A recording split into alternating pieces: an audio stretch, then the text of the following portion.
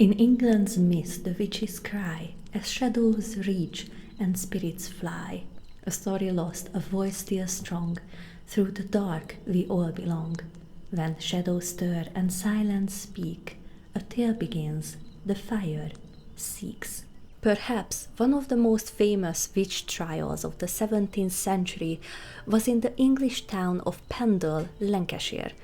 The legend of Pendle Witches is a dark tale of imprisonment and executions at Lancaster Castle. 12 people were accused of witchcraft, 1 died in prison, and 11 were trialed. 1 was tried and found guilty in York. The other 10 were taken to Lancaster Castle and tried there. Only 1 was found not guilty. The trials themselves were unusual in that they were documented in an official publication called The Wonderful Discoveries of Witches in the County of Lancaster, written by Thomas Potts, the court clerk. The stories were written in great detail, and the events provided a very clear picture for the forming of the legend itself. It's not much, I know, but it may be comforting to know that during the roughly 3-century-long witch trials that raged in England, fewer than 500 people were executed for this so-called crime. The witch hunt craze swept across Europe in the 17th century, brought with it from Denmark by James I of England, who was also known as James VI of Scotland, after he married Anne, the daughter of the Danish king, in 1589. The Pendle Witches lived in a world of superstition and suspicion in the early 17th century. Most of the suspects lived in parishes before the witch trials of 1612. The Pendle Forest at that time was the king's private hunting ground. Many of the families living there were very poor and could not afford to buy many things, so they resorted to begging and stealing. Many used their own knowledge to make medicines from herb, which were very common at the time. These medicines were sold, or they offered prayer to cure certain illnesses. Because these people lived off what they could, many people viewed them as outsiders. The authorities and those who believed these people were unnecessary in society wanted to remove them from the area, and that's where the problems began. To understand what happened, we need to look at the history, what really led them here. That's why we need to go back to the late 1500s. Denmark has a long history of witch hunts and trials, and when James visited the country, he became obsessed with witchcraft. While taking Anne from Denmark to Scotland by ship, they were caught in a huge storm at sea, which King James believed was no coincidence. He was absolutely certain that a witch had made their journey difficult in the hope of causing the death of the king and his new wife. A woman named Agnes became King James's first victim, and the king made sure to be present at her torture before Agnes was found guilty and executed in Edinburgh on 28th of January 1591. Agnes's body was completely broken before she could reach her execution. As in Europe, in Scotland as well, those who found guilty of witchcraft were punished by being burned at the stake. However, this was not the case in England and Wales. In these 2 places, these people were hanged instead. Thanks to King James' obsession, this fever reached Scotland sooner than in England, where it reached a terrible climax when Elizabeth I died in 1603, and James took the throne as James I, King of England. He brought his suspicions with him as well. 6 years earlier, he had even written a book called Demonology, in which he described the importance of witch hunts, which he said helped to preserve Christian society. Demonology was perhaps less brutal than its counterpart, the Malleus Maleficarum, or Witch's Hammer, published in Germany 110 years ago. But it was just as dangerous, as it encouraged a few people, including the man who would later become witchfinder General Matthew Hopkins, to believe he had been given free rein to torture his neighbors until they confessed to being witches. King James, on the other hand, believed in the theory of innocent until proven guilty, but by torturing and executing people himself, he already spread fear throughout the country, and by his actions had shown what a witch hunt should look like. And that's where Lancaster comes in. Lancaster has a very dark history for a fairly small town at the time. The city itself was granted the title in the 1930s, and the Lancaster Castle functioned as a prison until 2011, 399 years after its most famous prisoners were held there. Strangely enough, Lancaster has the most hangings, with London a close second. This is why Lancaster has been nicknamed the Hanging Town. The Pendle Witch trials were so called because they were brought against people who lived near Pendle Hill at the time, when the English Isles were gripped by hysteria about witchcraft and its persecution. During its time, England and across Europe, many different religions and cultural paradigms were fighting for supremacy, including Protestantism and Catholicism. And it was the time when countries were plagued by drought, war, and plague. At such times, society must look for an enemy or a cause, and if there is none, it invents one in order to make sense of the chaos in the world. It is also important to know that 6 of the 11 witches who were brought to trials were members of 2 rival families, the Demdike family and the Chattox family, both of which were led by elderly, poverty-stricken widows. Elizabeth Southerns, also known as Old Demdike, and Anne Whittle, aka Mother Chattox. Elizabeth, or Old Demdike, had been known to be a witch for 50 years, and it was actually an accepted part of the village life in the 16th century, as they were the village healers who practiced magic and made potions from herbs. Since there were so many witches around Pendle, many people believed that there was good money to be made by anyone in the area who said they were a witch. Certainly, at this time, people were both afraid of these people and fascinated by those who practiced magic, from the common man to the king himself. As I mentioned, Elizabeth had long been known to be a witch, especially by those who lived in the area. The old woman lived with her daughter, Elizabeth Device, and her children. Their names were James, Alison, and Janet. It was not unusual for the entire family to believe in magic and to be able to use it. For a long time, witch did not mean an evil person. The word was long used to describe those who cured people. And although Demdike and her family were suspected of cursing their neighbors on several occasions, it was only the events of March 1612 that sealed the fate of the family. On the 21st of March 1612, Demdike's eldest granddaughter, Alison, was on her way to Trawden Forest when she met a merchant, John Law, and his son Abraham from Halifax. It is unclear whether Alison wanted to buy from them or was begging, but she asked John for pins. Now, these pins were often associated with witchcraft in the 17th century and were used mainly for love spells. John refused the request. This was the beginning of the end for Alison. The woman cursed the seller before the two went their separate ways. The man, however, did not get far. Almost moments later, John collapsed. Today, we would call this an unfortunate coincidence, but at the time, it was a completely different matter. We cannot be sure, but historians believe that John Law suffered a stroke after speaking to Alison.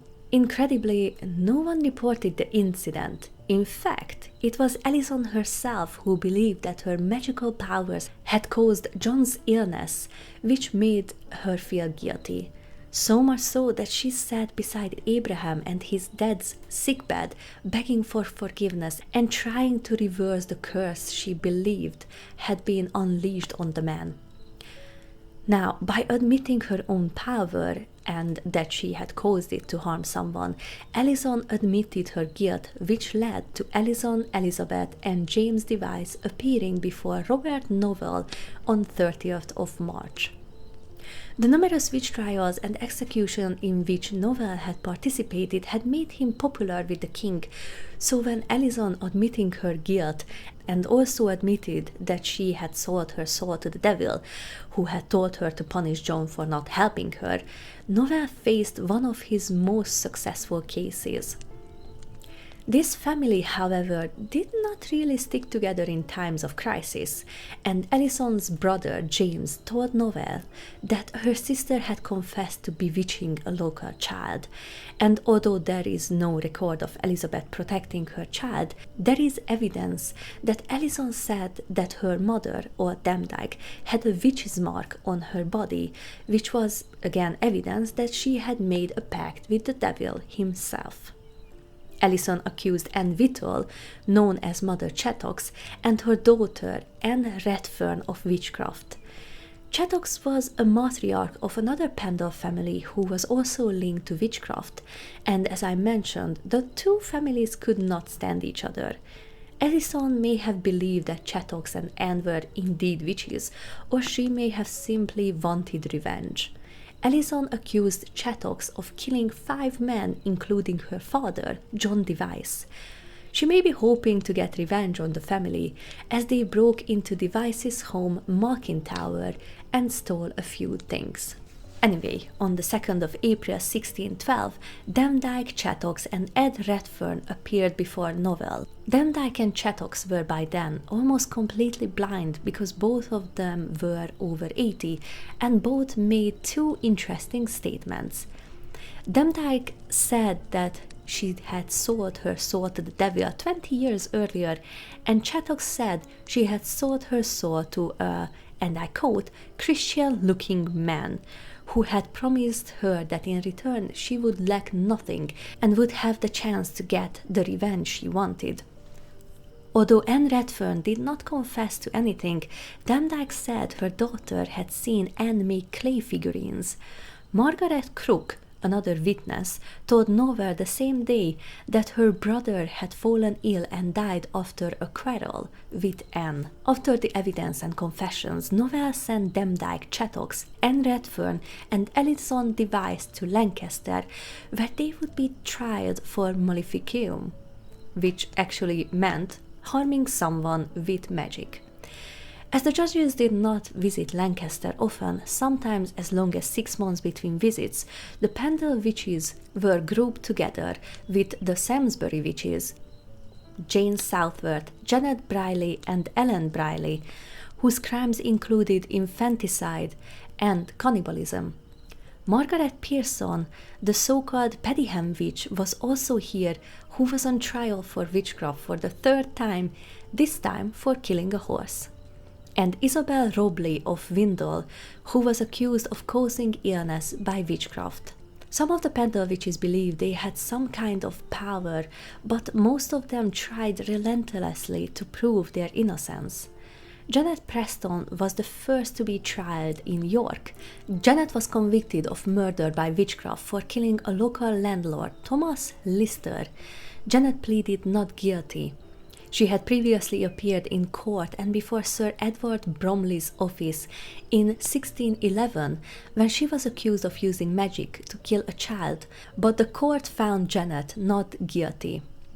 The most important piece of evidence in the case of the murder of Thomas Lister was that when Janet was taken to see Lister's body, fresh blood began to flow from it after Janet had touched it. This was seen by everyone that was present in theory. Novell's account states that on the 27th of April, Janet went to a meeting at Malkin Tower to ask for help in the murder of Lister. Janet was found guilty and sentenced to death, which was carried out at York on 29th of July. Janet was hanged for her crime.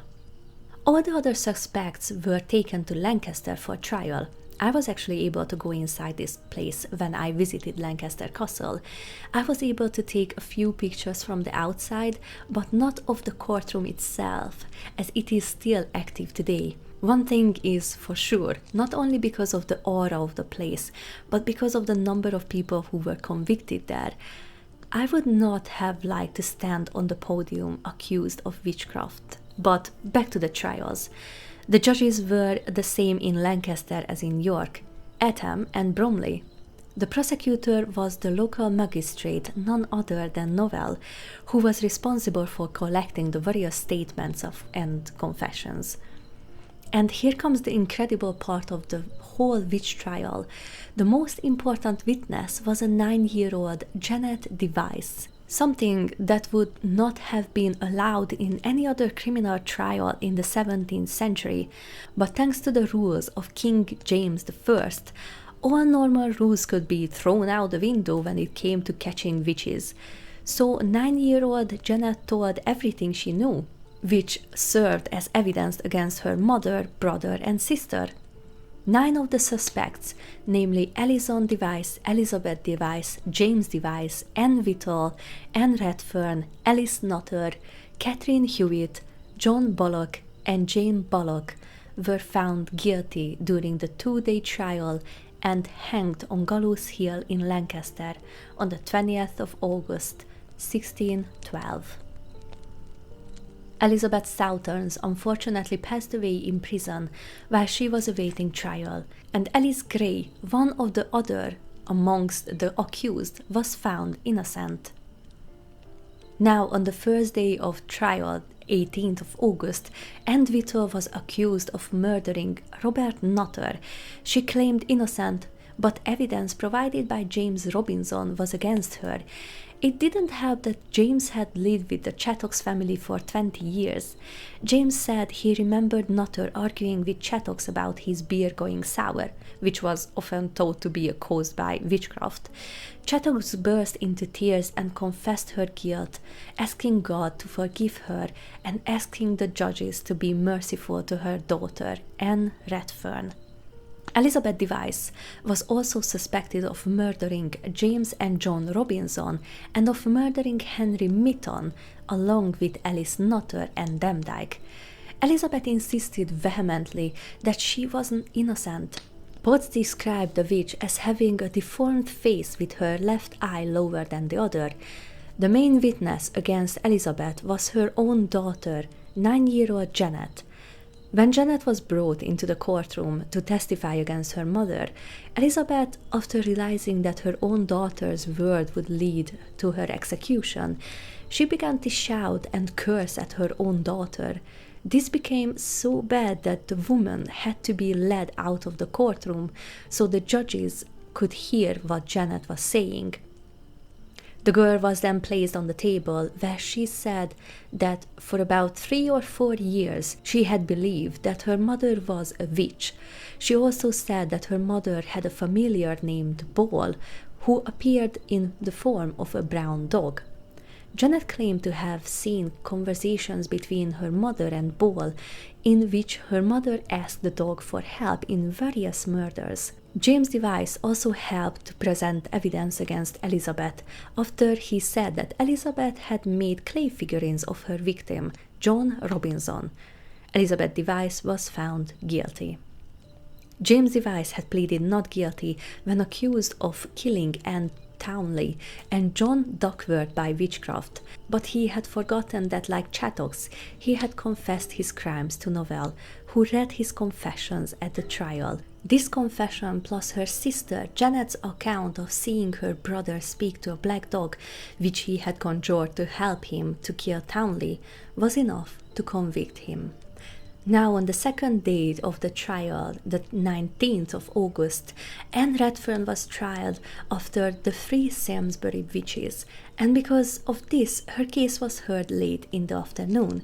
She was accused of the murder of Robert Nutter, but the evidence was insufficient to convict her. The next day, however, she was not so lucky when she appeared in the court a second time, this time for murder of Robert Nutter's father, Christopher, to which she pleaded not guilty.